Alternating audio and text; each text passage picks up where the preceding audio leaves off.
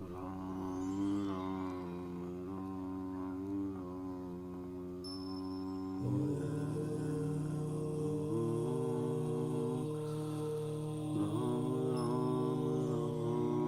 सीता राम जय जय राम। जय श्री राम।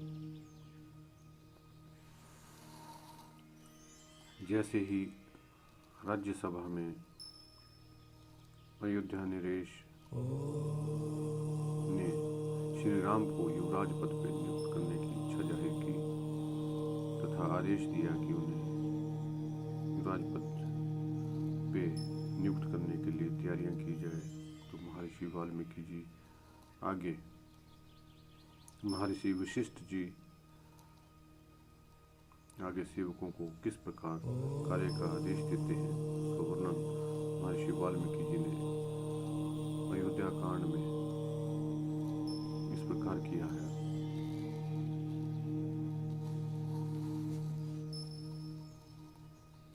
सेवकों को इस प्रकार कार्य करने का आदेश देकर दोनों ब्राह्मण वशिष्ठ और वामदेव ने पुरोहित द्वारा संपादित होने वाली योग क्रियाओं को स्वयं पूर्ण किया। राजा के बताए हुए कार्यों के अतिरिक्त जो भी शेष आवश्यक कार्य था उसे भी उन दोनों ने राजा से पूछकर स्वयं ही संपन्न किया। तदनंतर महाराज के पास जाकर प्रसन्नता और हर्ष भरे हुए दोनों श्रेष्ठ द्विज बोले, राजन, आपने जैसा कहा था उसके अनुसार सब कार्य संपन्न हो गया। इसके बाद तेजस्वी राजा दशरथ ने सुमंत्र से कहा, सखे, पवित्र आत्मा श्री राम को तुम शीघ्र यहाँ बुला लाओ। तब जो आज्ञा कहकर सुमंत्र गए तथा राजा के आदेशानुसार रथियों में श्रेष्ठ श्री राम जी को रथ पर बिठाकर ले आए। उस राजभवन में साथ बैठे हुए उत्तर, पूर्व, पश्चिम और दक्षिण के भूपाल, मल्लेच्छ, आर्य तथा वनों और पर्वतों में रहने वाले अन्याय पुरुष सब के सब उस समय राजा दशरथ की उस प्रकार उपासना कर रहे थे जैसे देवता देवराज इंद्र की। उस बीच अट्टालिका के भीतर बैठे हुए राजा दशरथ मरुदगणों के मध्य देवराज इंद्र की भांति शोभा पा रहे थे। उन्होंने वहीं से अपने पुत्र श्री राम को अपने पास आते देखा, जो गंधर्वराज के समान तेजस्वी थे। उनका पौरुष समस्त संसार में विख्यात था। उनकी भुजाएं बड़ी और बल महान था। वे मत वाले गज के समान बड़ी मस्ती के साथ चल रहे थे।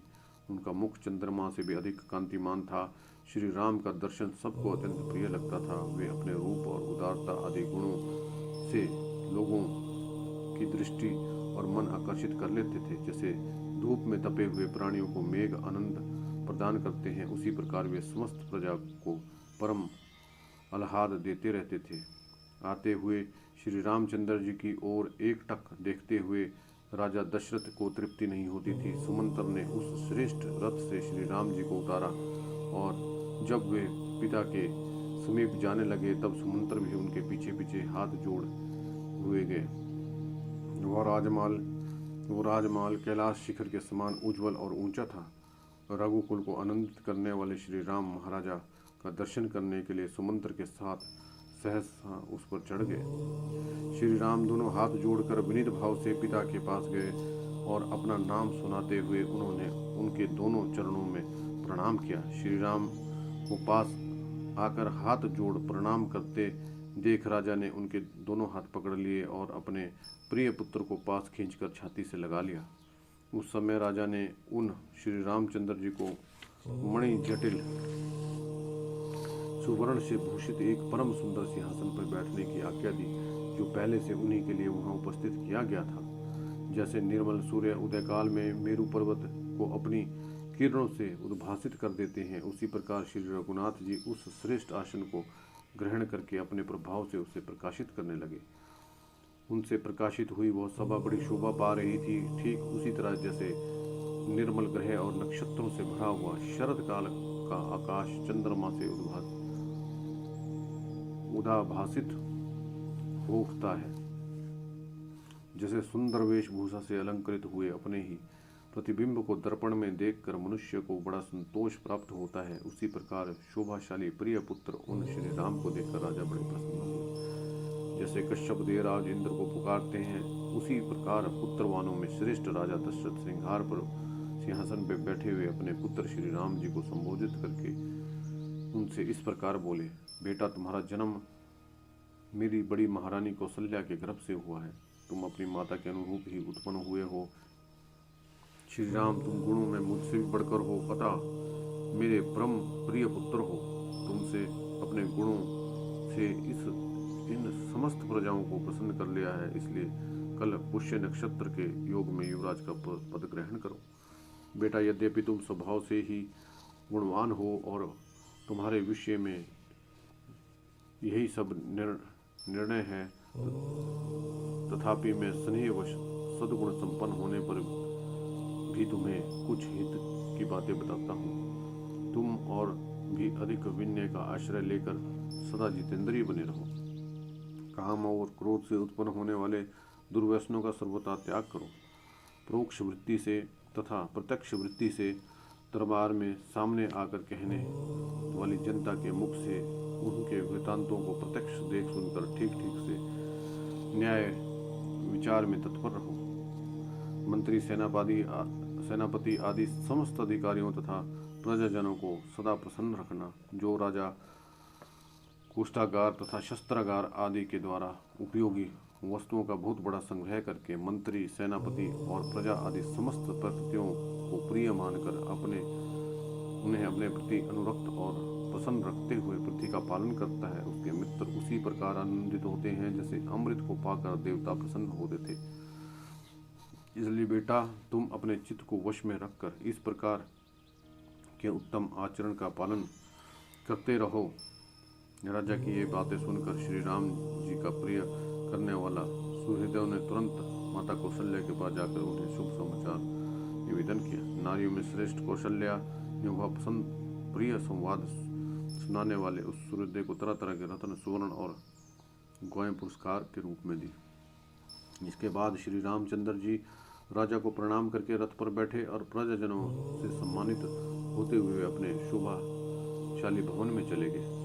नगरवासी पुरुषों ने राजा की बातें सुनकर मन ही अनुभव किया कि हमें शीघ्र ही अभीष्ट वस्तु की प्राप्ति होगी। फिर महाराजा की आज्ञा लेकर अपने घरों को गए और अत्यंत हर्ष से भरकर अभीष्ट सिद्धि के उपलक्ष्य में देवताओं की पूजा करने लगे। सवा काल से पूर्ववासियों के चले जाने पर कार्य सिद्धि के योग्य देश काल के नियमों को जानने वाले प्रभावशाली नरेश ने पुनः मंत्रियों के साथ सलाह करके यह निश्चय किया कि कल ही पुष्य नक्षत्र होगा, अतः कल ही मुझे अपने पुत्र कमल नयन श्री राम का युवराज के पद पर अभिषेक कर देना चाहिए। तदनंतर अतःपुर में जाकर महाराजा दशरथ ने सूत को बुलाया और आज्ञा दी, जाओ श्री राम को एक बार फिर यहाँ बुला लाओ।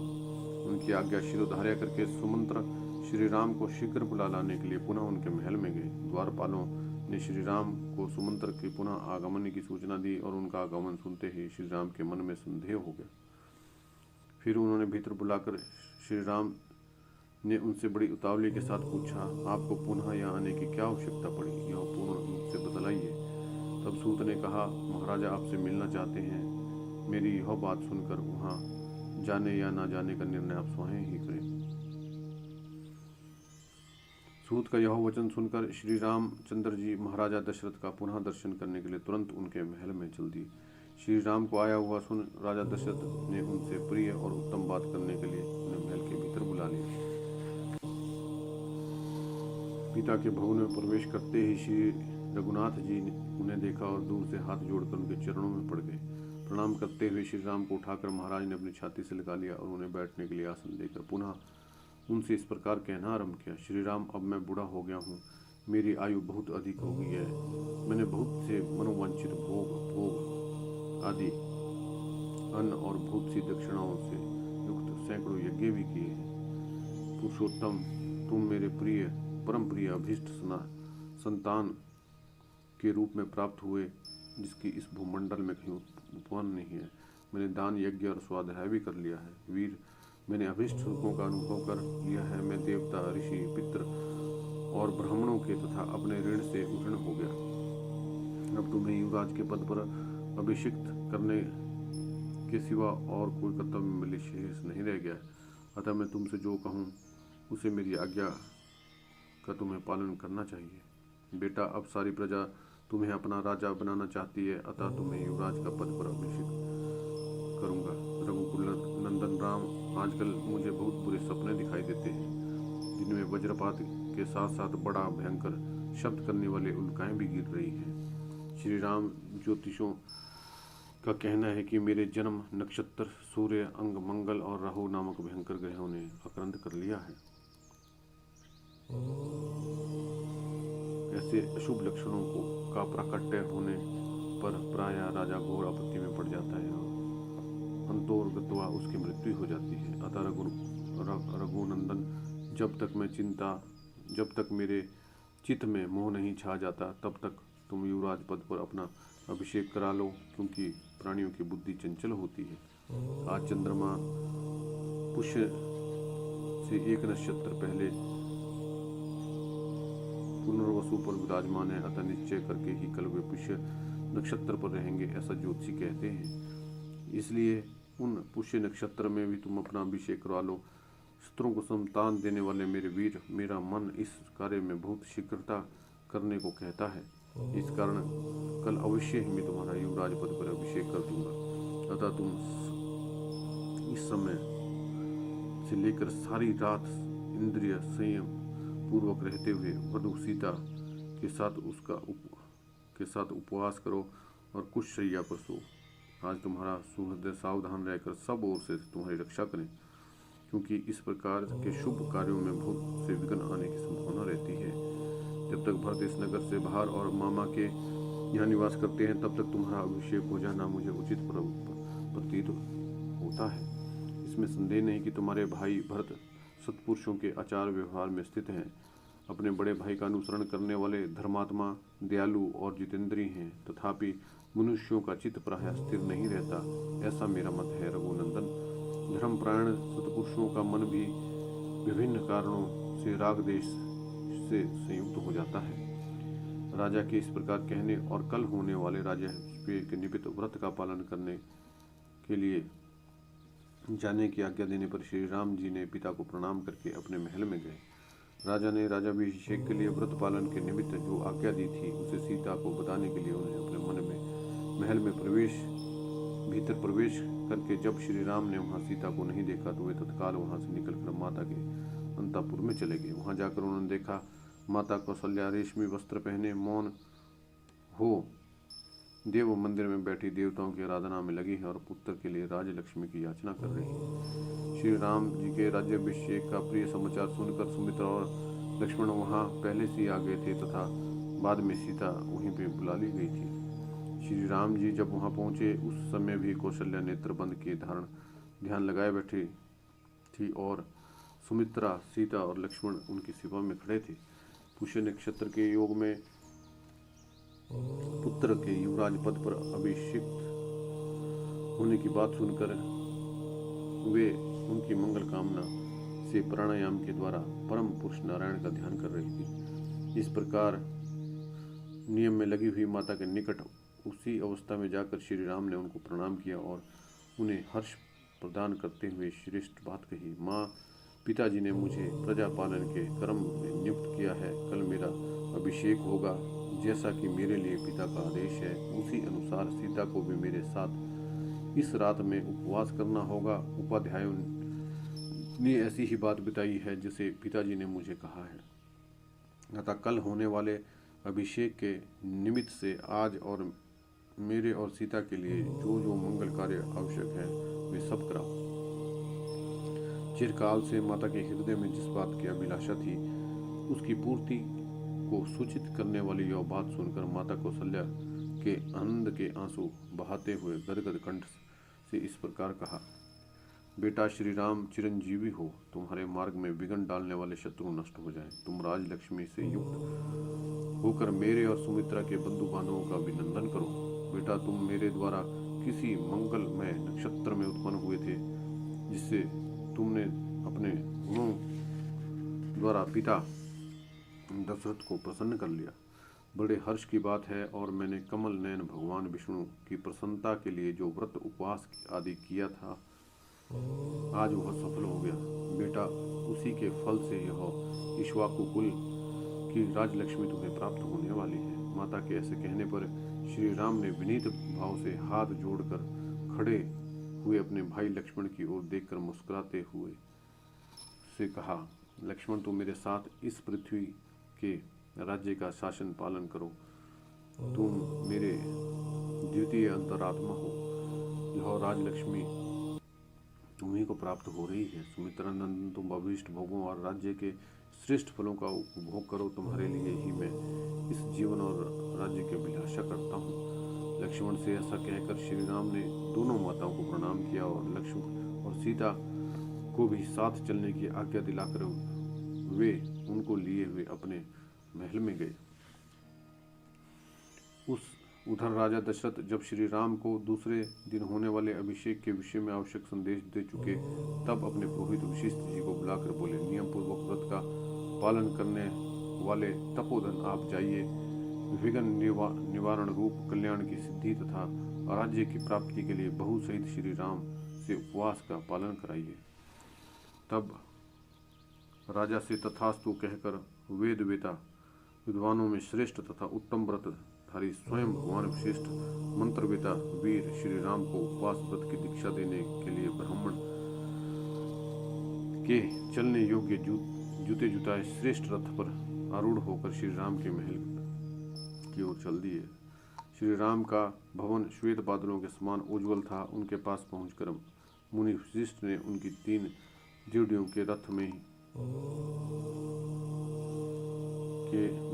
रथ के द्वारा ही प्रवेश किया। वहां पधारे हुए उन सम्माननीय महर्षि का सम्मान करने के लिए श्री राम जी ने बड़ी उतावली के साथ वेग पूर्वक घर से बाहर निकले। उन मनीषी महर्षि के रथ के समीप शीघ्रता पूर्वक जाकर श्री राम ने स्वयं उनका हाथ पकड़कर उन्हें रथ से नीचे उतारा। श्री राम प्रिय वचन सुनने के योग्य थे। उन्हें इतना विनीत देखकर पुरोहित जी ने वत्स कहकर पुकारा और उन्हें प्रसन्न करके उनका हर्ष बढ़ाते हुए इस प्रकार कहा, श्री राम, तुम्हारे पिता तुम पर बहुत प्रसन्न है, क्योंकि तुम्हें उनका राज्य प्राप्त होगा। अतः आज रात में तुम वधू सीता के साथ उपवास करो। रघुनंदन जैसे नहुष ने यह जाति का अभिषेक किया था, उसी प्रकार तुम्हारे पिता महाराज दशरथ कल प्रातःकाल बड़े प्रेम से तुम्हारा युवराज पद पर अभिषेक करेंगे। ऐसा कहकर उन व्रतधारी एवं पवित्र महर्षि ने मंत्रोच्चारण पूर्वक सीता सहित श्री राम को उस समय उपवास व्रत की दीक्षा दी। तदनंतर श्री राम जी ने महर्षि के भी गुरु वशिष्ठ का यथावत पूजन किया और फिर मुनि श्री राम की अनुमति लेकर उस महल से बाहर निकले। श्री राम भी वहाँ प्रिय वचन बोलने वाले सुहृदयों के साथ कुछ देर तक बैठे और फिर उनसे सम्मानित हो उन सब की अनुमति ले पुनः अपने महल के भीतर चले गए। उसी समय श्री राम का भवन हर्षोत्फुल्ल नर नारियों से भरा हुआ था और मत वाले पक्षियों के कलरवों से युक्त खिले हुए कमल वाले तालाब के समान शोभा पा रहा था। राजभवनों में श्रेष्ठ श्री राम के महल के बाहर आकर वशिष्ठ जी ने सारे मार्ग मनुष्यों की भीड़ से भरे हुए देखे। अयोध्या की सड़कों पर सब और झुंड के झुंड मनुष्य जो श्री राम का राज्याभिषेक देखने के लिए उत्सुक थे, खचाखच भरे हुए थे। सारे राजमार्ग उनसे घिरे हुए थे। जन समुदाय रूपी लहरों के परस्पर टकराने से उस समय जो हर्ष ध्वनि प्रकट हुई, उससे व्याप्त हुआ राजमार्ग जो कोलाहल समुद्र की गर्जना की भांति सुनाई देता था। उस दिन वन उपवनों की पंक्ति से शोभित हुई अयोध्यापुरी के घर घर में ऊंची ऊंची ध्वजाएं फहरा रही थी।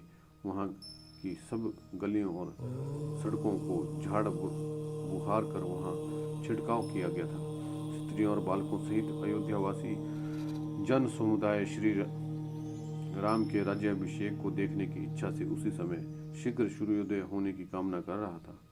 अयोध्या का वह महान उत्सव प्रजाओं के लिए अलंकार रूप और सब लोगों के आनंद को बढ़ाने वाला था।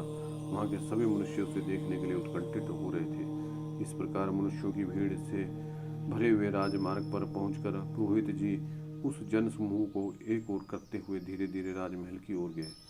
श्वेत जल्द खंड के समान सुशोभित होने वाले महल के ऊपर चढ़कर वशिष्ठ जी राजा दशरथ से उसी प्रकार मिले जैसे बृहस्पति देवराज इंद्र से मिले हो।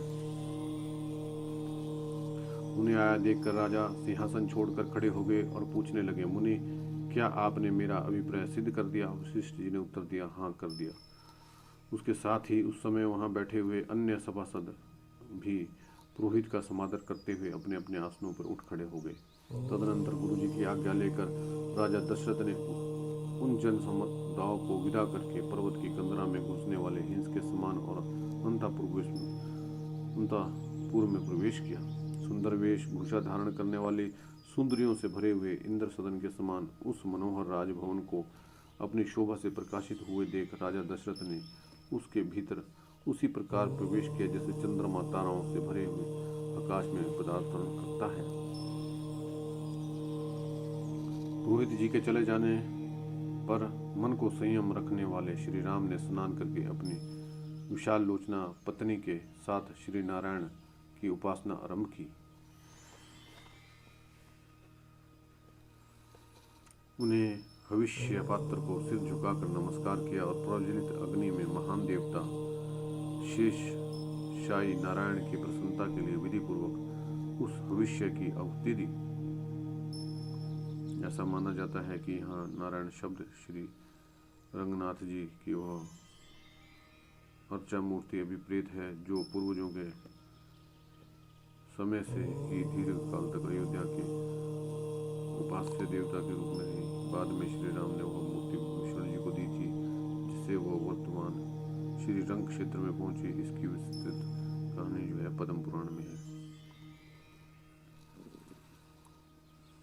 तत्पश्चात अपने प्रिय मनोरथ की सिद्धि का संकलन करके उन्होंने यज्ञोपशेष भविष्य भक्षण किया और मन को संयम रख के मौन हो वे राजकुमार श्री राम विजय नंदिनी सीता के साथ भगवान विष्णु के सुंदर मंदिर में श्री नारायण देव का ध्यान करते हुए वहां अच्छी तरह से बिछाई हुई कुश की चटाई पर सोए।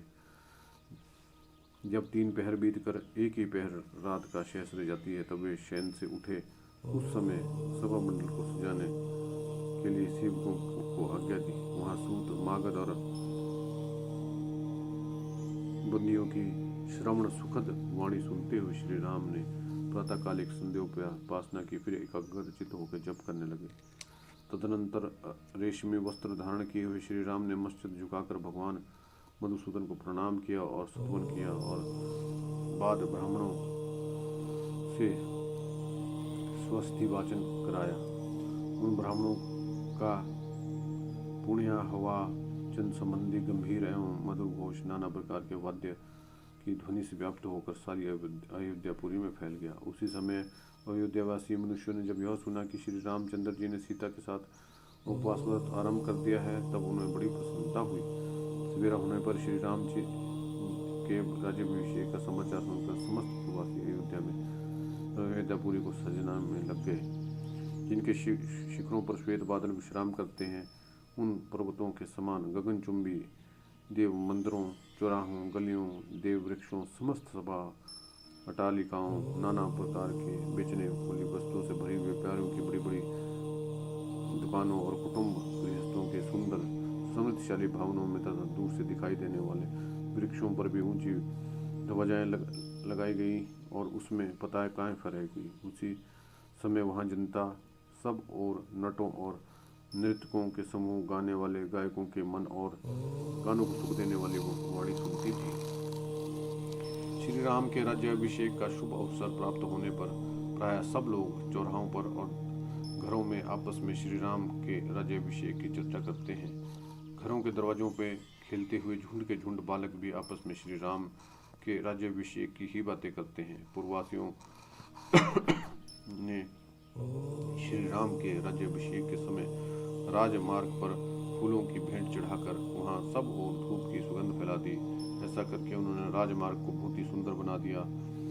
राज्याभिषेक होते होते रात हो जाने की आशंका से प्रकाश की व्यवस्था करने के लिए पूर्ववासियों ने सब ओर सड़कों के दोनों तरफ वृक्षों की भांति अनेक शाखाओं से युक्त दीप स्तंभ खड़े कर दिए। इस प्रकार नगर को सजाकर श्री राम के युवराज पद पर अभिषेक की अभिलाषा रखने वाले समस्त पूर्ववासी चौराहों और सभाओं में झुंड के झुंड एकत्र हो वहां परस्पर बातें करते हुए महाराज दशरथ की प्रशंसा करने लगे।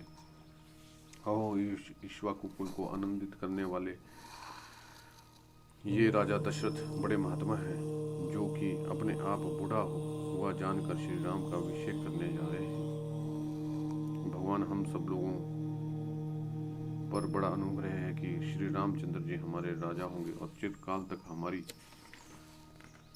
रक्षा करते रहेंगे, क्योंकि वे समस्त लोगों के निवासियों में जो भलाई या बुराई है उसे अच्छी तरह से देख चुके हैं। श्री राम का मन कभी उद्धत नहीं होता। वे विद्वान, धर्मात्मा और अपने भाइयों पे स्नेह रखने वाले हैं। उनका अपने भाइयों पर जैसा स्नेह है वैसा ही हम लोगों पे भी है। धर्मात्मा एवं निष्पाप राजा दशरथ चिरकाल तक जीवित रहेंगे, जिनके प्रसाद से हमें श्री राम जी के राज्य अभिषेक का दर्शन सुलभ होगा। अभिषेक का वृतांत सुनकर नाना दिशाओं से उस जनपद के लोग भी वहां पहुंचे थे। उन्होंने उपयुक्त बातें कहने वाले पूर्ववासियों की सभी बातें सुनी। वे सब के सब श्री राम का राज्य अभिषेक देखने के लिए अनेक दिशाओं से अयोध्यापुरी में आए थे। उन जनपद निवासी मनुष्य ने श्री रामपुरी को अपनी उपस्थिति में से भर दिया। वहाँ लोगों की भीड़ भाड़ बढ़ने से जो जनपद सुनाई देता था वह प्रभु के दिन बढ़े हुए वेग वाले महासागर की गर्जना के समान जान पड़ता था। उस समय श्री राम के अभिषेक का उत्सव देखने के लिए पधारे हुए जनपदवासी मनुष्यों द्वारा सब ओर से भरा हुआ वह इंद्रपुरी के समान नगर अत्यंत कोलाहल पूर्ण होने के कारण नक्र, तिमिंगल आदि विशाल जल जंतुओं से परिपूर्ण महासागर के समान प्रतीत होता था। जय श्री राम।